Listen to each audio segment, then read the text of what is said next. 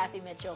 Thank you for bringing the turbo cooker pan into your home. And now if you'll spend a few minutes with me, I'm going to show you how it can make your cooking fast, fun, and healthy. First of all, let's take a look at what you got in the box. You got your turbo cooker pan. Now this is a dynamite pan. It's got a great nonstick surface. It's easy to use and it's really easy to clean. You also got a steamer rack. Now this is what allows you to cook in layers. For instance, cooking your meat on the bottom while you're steaming your vegetable on the top, or cooking your pasta or side dish on the bottom while you're steaming your fish or meat on the top. And we'll show you a lot more about that later on. One thing I do want to point out, though, is that the rack is reversible. So if you've got something very large in the bottom, like a roast or a chicken, you can turn it upside down and it gives you just a little bit more room under the rack. Now you also got your turbo dome cover. It's high enough that it will allow you to stack lots of food up on that rack and still have plenty of room for cooking.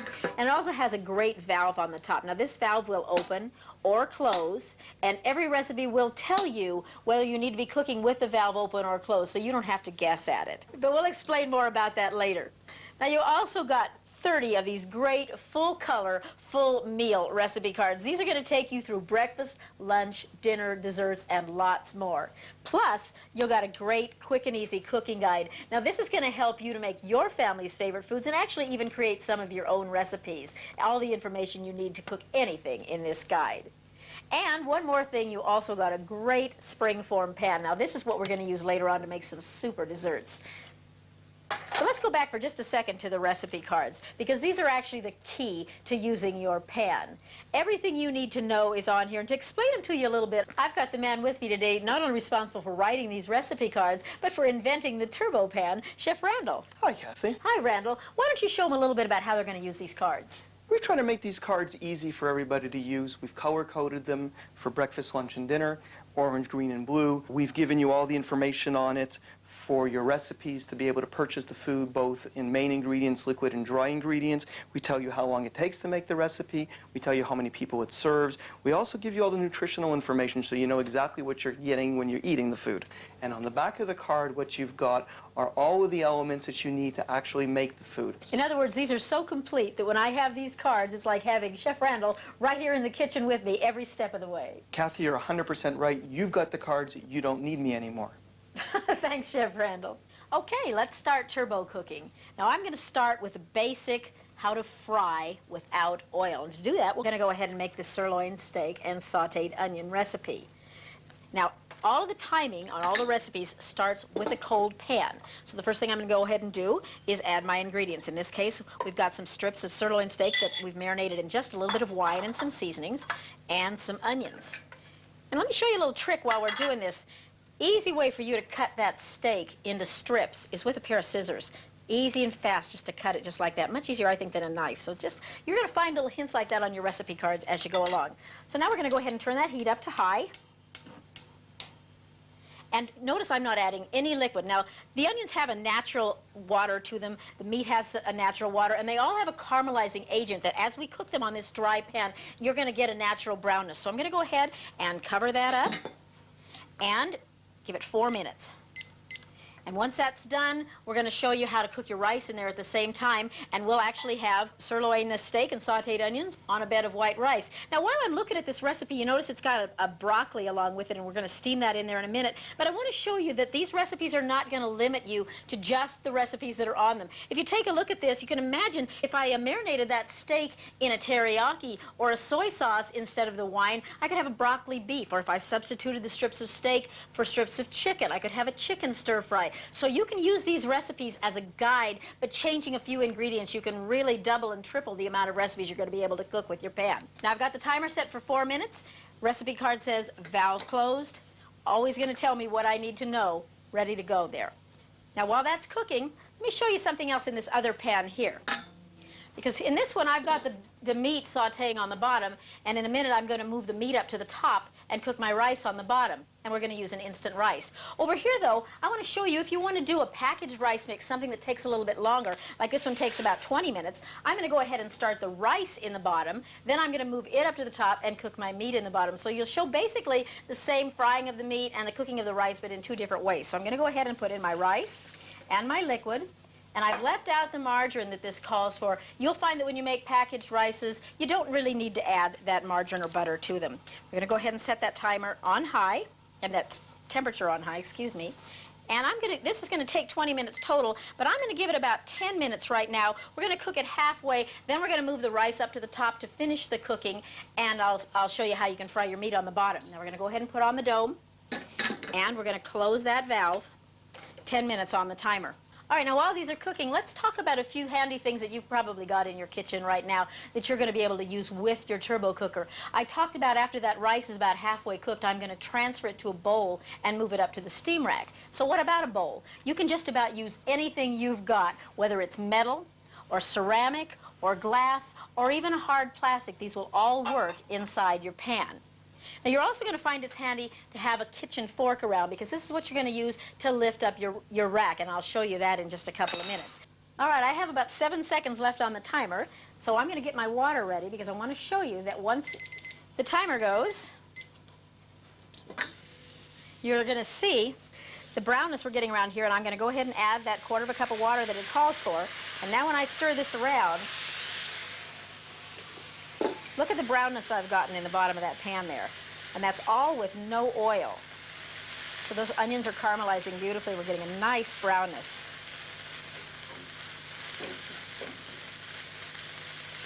Now, recipe tells me to give it just a couple more minutes on that side. So get that meat on the other side. And I think this one's just about ready to move over. Yeah, I've just got about 27 seconds here. Now you can see that still has a little bit of the liquid left in it. And as I put it into this bowl, it's going to finish cooking up on the top. So I'm going to go ahead and transfer it into a bowl.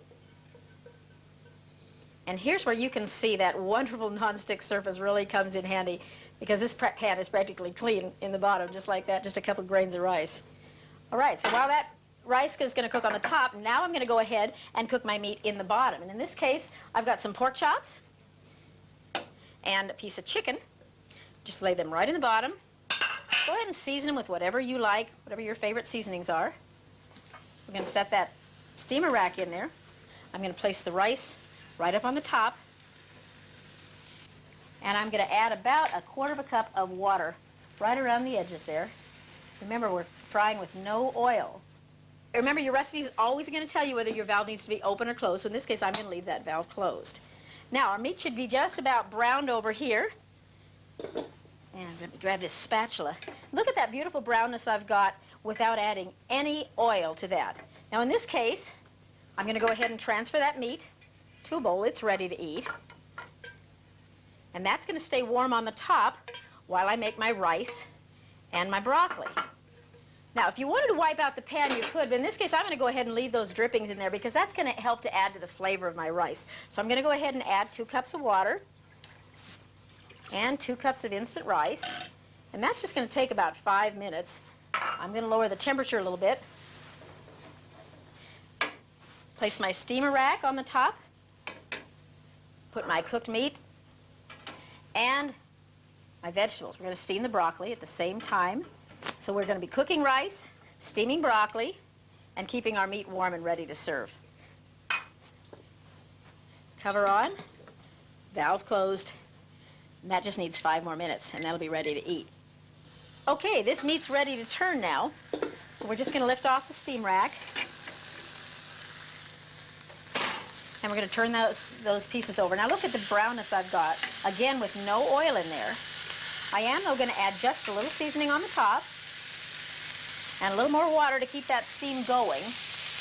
Because now I'm going to steam my vegetables. Just a couple of tablespoons there, just around the edges. Keeps that brownness in there. We'll put that rack back on. And we're going to go ahead and add our broccoli here. See, that rice is coming right along. It's just about finished. So I can add my broccoli. And you know, you can do any kind of vegetable you want. You're not locked into broccoli. You like green beans or carrots, whatever your family likes. It's going to steam right along with that rice finishing cooking right there on the top. And that's about 5 minutes from ready to serve. Okay, there's the timer. That means our dinner's ready to serve. And there's our steamed broccoli and our beef. And underneath is our rice. So let's get it plated up here. Move this off of here. And we'll go ahead and serve up that rice. And you can see it's fluffy and perfectly done.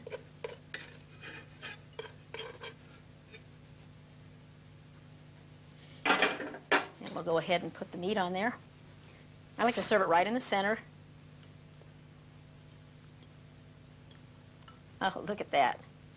And don't forget our perfectly steamed broccoli. We'll just put it right around the edges here.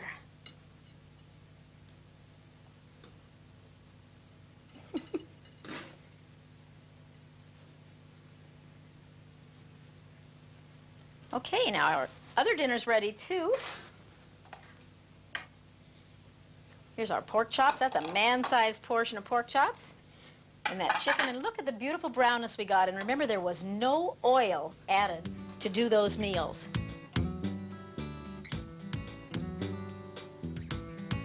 Okay, we're going to do a couple of pasta recipes now. The first one, I'm going to go ahead and use one of the recipe cards, but the other one, I'm going to show you how you can put together your own recipe using the guide. So let's start off with a pasta primavera. The recipe calls for 2 cups of dry pasta and 2 cups of water. And remember, all your timings are going to start in a cold pan, so you don't turn on the heat till after your ingredients are in the pan. And a half a teaspoon of water. You know, this is one of the things you're going to love about using the turbo cookers. You don't have to have a separate pan for the pasta and a separate pan for the sauce. You can cook it all in the same pan. So for this, I'm going to make a pasta primavera, and look at this load of beautiful, fresh vegetables. I'm going to steam those at the same time I cook that pasta. So we're going to turn on that heat to high. We're going to put the lid on. And this one calls for 8 minutes with the valve open. Now, I said I'm going to try one with the guide. So take a look at what we've got here. First of all, I want to make some bow tie pasta.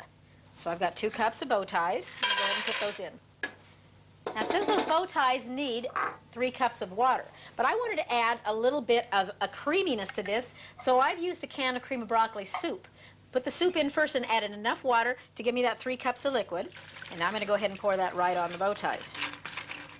Now, I'm also going to cook these salmon steaks and some asparagus. According to the guide, these bow ties are going to need 8 minutes with the valve open and 6 minutes with the valve closed. The salmon steaks, though, need 8 minutes with the valve closed, and so does the asparagus. But you know what? Cooking is not brain surgery. I'm going to fudge those numbers just a little bit, and it's still going to work. So we're going to go ahead and start this off with 6 minutes with the valve open. And then I'm going to add the rest of my foods, and we'll give it the last few minutes. Now, this is one of the wonderful things about cooking with a timer. Once I set that timer for that 6 minutes, I can take that with me and go wherever I want to go and do whatever errands I need to do around the house. I'm not stuck here watching the food on the stove. So we'll come back in a few minutes and see how this is doing. Okay, there's the timer. Now I'm going to add my vegetables. Now you can see my pasta is absorbing that liquid. This is not going to have to drain when it's done cooking. It's going to have that beautiful sauce. So I'm just going to go ahead and add my steamer tray with my salmon and my asparagus. I'm going to go ahead and cover that up. And now we're going to close the valve, and I'm going to give it 8 more minutes. Now over here, our pasta primavera is just about ready to go. I'm going to fudge for your sake here, and let's get it started. I've got about actually a few more seconds, but we're going to go ahead and dump it in. Now what I've got here is the pasta is partially cooked, not quite done yet, and I'm going to go ahead and, according to the recipe, I'm going to go ahead and dump these veggies down into it. Oh, look at those! Look at the color on those vegetables. There's nothing like steamed vegetables. Whew, a little warm. I'm going to give that a stir. And now I'm going to go ahead and cover it. And it needs 3 more minutes, still with the valve open. Okay, so we'll check back in a few minutes. Okay, that 3 minutes is up. Now, according to the instructions, I'm going to give it a little bit of a stir. And now we're going to give it another 5 minutes with the valve closed. That's where that pasta is really going to absorb the rest of the liquid. And then we'll add a sauce, and that'll be just about ready to serve. So we're going to close the valve, and 5 more minutes. Okay, there's the bell. And let's take a look. Oh, look at that salmon. Is that beautiful? It's perfectly cooked. The asparagus is beautiful and green. And here is our pasta in a cream sauce, perfectly done. See, I didn't have to drain it, didn't have 2 or 3 pots to clean up. That's beautiful. Now we'll get that on a plate in a couple of minutes and show you how it looks. Let's check our pasta primavera. Perfect. Now, according to the recipe, I need to give this a stir. You can see that pasta is really absorbing the liquid. We're going to add some sauce. In this case, I just add any of my own favorite spaghetti sauce. And a little bit of Parmesan cheese. Give that a toss. And according to the recipe, it just needs 3 more minutes and it'll be ready to serve. So when we come back, it's time to eat. There's our salmon dinner, perfectly cooked. We've got a piece of beautiful salmon, the asparagus, and that pasta in a cream sauce, all in one pan. Isn't that great? And now, here's our pasta Primavera. This whole meal took less than 20 minutes. We've got our beautiful pasta and all of our fresh vegetables. This is enough to feed any big family, and it's delicious.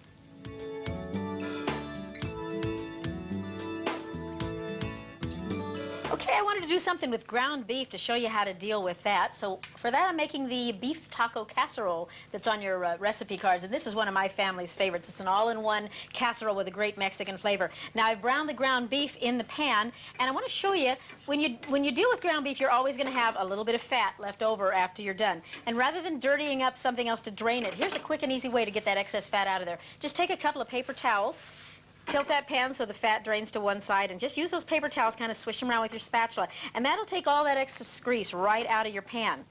This is pretty lean burger to start with, but that got that last little bit of hamburger, that grease out of there, and I can just throw that away, and I've just saved myself a lot of calories. Now I can just go ahead and add all the rest of the ingredients in. It calls for some canned tomatoes, again, my dry pasta.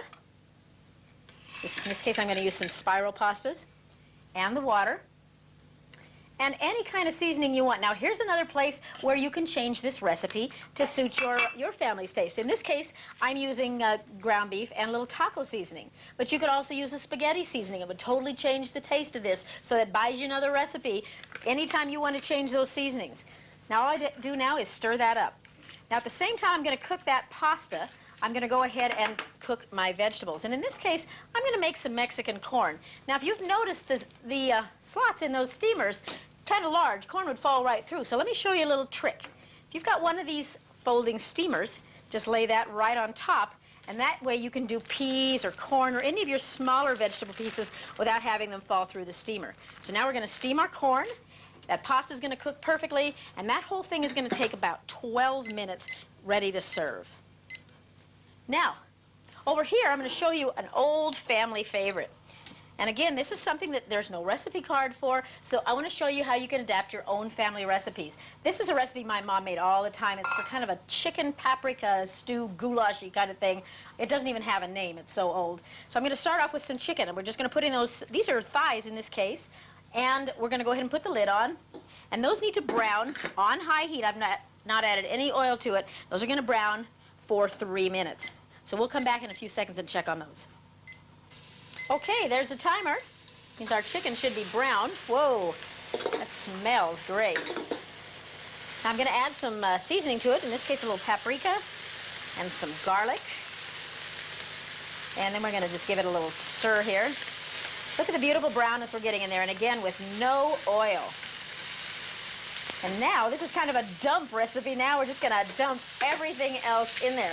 I've got some cream of mushroom soup. Just give that a little bit of a stir. A little seasoned tomato juice.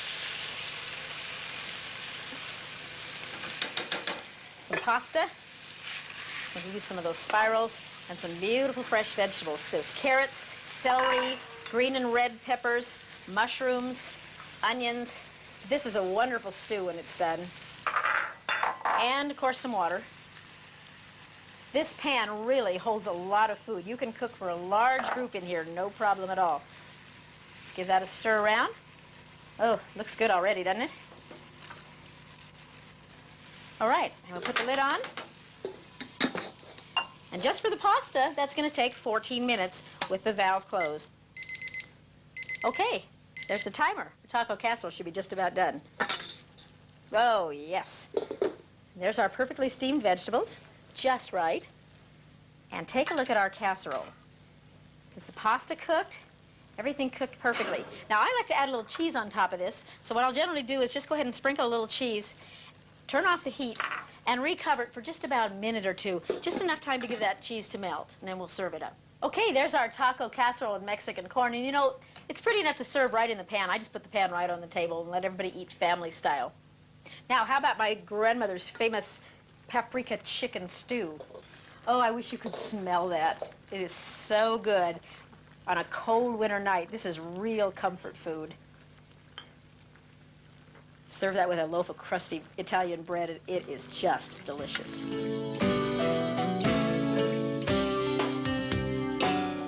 Okay, I promised you some baking, and let's start with one of my all-time favorites, because this is cherry cola cupcakes, bakes right in the pan on top of the stove in 10 minutes from start to finish. A lot of times what I'll do is when I take my meal out of the pan, I'll just rinse out the pan and just put this on to cook while we eat dinner, and then dessert's ready when we're done. So what I start with is just one of these small chocolate cake mixes. I've got it in the bowl here. Here's the secret though. Instead of the water, I'm going to add 1/2 of a cup of diet cola. Now you can use any kind you want, and the egg, and just give that a quick mix. Now the other secret is that in the bottom of the pan, I'm going to make a hot cherry topping. So what I'm going to put in there is 1 can of cherry pie filling, and the rest of that can of Coke. Now what's going to happen is I turn this on, this is going to come to a boil, and that's going to provide the steam I need to bake my cupcakes. It's also going to boil down into a nice thick sauce that I can serve right on top of those cupcakes when they're done. So we're going to put on the steam rack, and I've just got a 6-cup muffin pan that I've sprayed with a little bit of nonstick spray. And we'll go ahead and fill those muffin cups up with our chocolate cake. This is so fast and so easy. You know, the secret of baking in the turbo pan is that everything comes out so moist, and you don't have to add any oil. You know, a lot of cake mix calls for adding oil now, and that's going to add extra calories that we don't need. But cooking it this way, the cola makes them rise nice and light, the steam keeps them nice and moist, and you won't miss that oil at all. Now I got kind of messy, but you get the idea here. On high heat, 10 minutes, and we'll have dessert. Now, while that's cooking, take a look over here, because what I've got is that springform pan that I promised we're going to show you how to use. Now in the bottom, as you can see, I've got some brown sugar, some pineapple rings, and I'm going to make an upside down cake. Now the difference here is that there is no recipe for upside down cake. Your recipe is for a chocolate cake. But I want you to realize that you don't have to use these recipes exactly as they're printed. What you do is use them to give you the times you need to do your baking. So in this case, I've got a white cake mix that I've mixed up.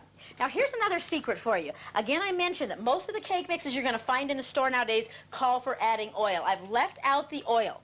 What I used in here was 1 can of diet ginger ale, and the 3 eggs it called for, but I left out that 1/3 of a cup of oil. I just added enough liquid so that I think it called for 1 1/4 cups of water and 1/3 of a cup of vegetable oil. I just used all the cola instead. Now I've put my pineapple rings down in the bottom with a little bit of brown sugar, and now we're going to pour in the cake mix. And you're going to use that cake recipe card for the timing you need to make that cake. So it calls for 1.5 cups of liquid in the bottom. Set your cake right up on the rack. Turn your heat on high. Place the lid on top. And we're going to start 10 minutes with the valve open. And we'll come back and check on that in just a minute. There's our muffins. Let's take a look. Oh, those are looking good. Now you always want to check and be sure they're done.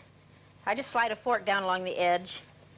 Ooh, and I can see they're just still a little bit gummy in the bottom, so I'm going to give them just a minute or so more. You know, anytime your recipe times don't come out exactly like the recipe cards, don't worry about it. You know, everybody's stove is a little bit different, so we're just going to add another, let's give it another 2 minutes, and then we'll check those. But this, it's time to do the next step. Now this has been in for 10 minutes, and look how beautiful it's rising. Isn't that gorgeous? Now the recipe says that I need to add another 1.5 cups of water, and I'm going to give it another 10 minutes, but this time with the valve closed. So we're going to close that valve and give that another 10 minutes.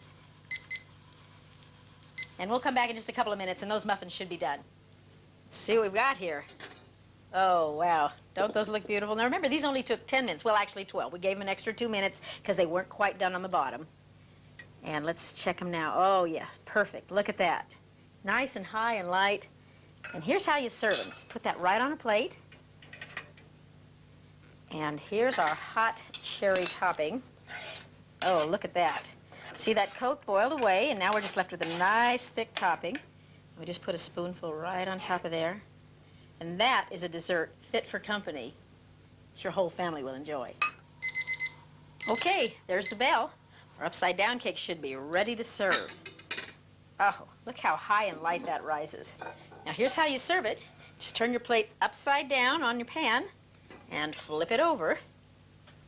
And this is a spring-form pan, which makes it very easy to remove. You just loosen that spring and just kind of give it a shake. It's a little warm. It lifts right up off of there. And then we'll just peel off the top. Oop. One little piece of pineapple stuck. Look at that. Is that beautiful? Perfect every time. And remember, there's no extra fat in that cake, so it's diet cake. Okay, we've cooked a lot of food today, but I think the one thing we've not cooked yet is breakfast. A lot of people hate to cook breakfast. It's hard to make everything come out all at one time. So let me show you how easy it is to do with our pan.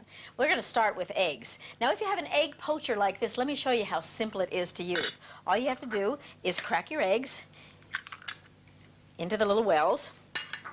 Now, I've already got some liquid in the base of the turbo pan. And all we're going to do now is sprinkle this with a little bit of seasoning, whatever your family likes. A little salt and pepper is always good. And we're just going to go ahead and set it right on that steamer rack. Turn the stove on to high. Put on the lid. And the valve is closed. Now, if you don't have an egg poacher, watch this. Because I'm going to show you how to use a muffin pan. And I'm going to do a couple of different things. We're going to go ahead and do those same poached eggs like I just did before, but I'm also going to show you how to make a pretty incredible omelet that your kids will absolutely love. The neat thing about making omelets in here is everybody can kind of add what they like in the omelet. So what I've got in this bowl are just some beaten eggs, and I'm just going to go ahead and divide them up into the little trays there. And if you wanted to add some mushrooms or some sauteed green peppers, this is a great place to put any leftovers you might have had from last night's dinner, little pieces of meat or vegetable or whatever. Or if you just like the traditional cheese omelet, I'll do a couple of them with cheese. Just going to sprinkle a little bit of cheese on top of there. And our seasonings. And again, all we have to do now is place that muffin pan right on top. Now, you could conceivably be frying some hash browns or sausage in the bottom at the same time.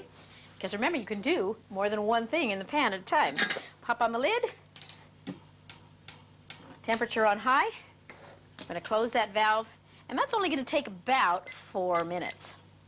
Now, while those are cooking, let's talk about some of the other things you might like to do for breakfast. You know, breakfast is one of those hard meals to get everybody fed at the same time. We used to have to eat in shifts. But with the pan here, you can make pancakes or French toast, cook them on the bottom, and as they're done, stack them up on the rack and keep them warm while you keep on cooking until you've got enough to serve everybody. So it's a great pan for breakfast. Now, a couple of things I want to talk about while we're waiting for this food to get done.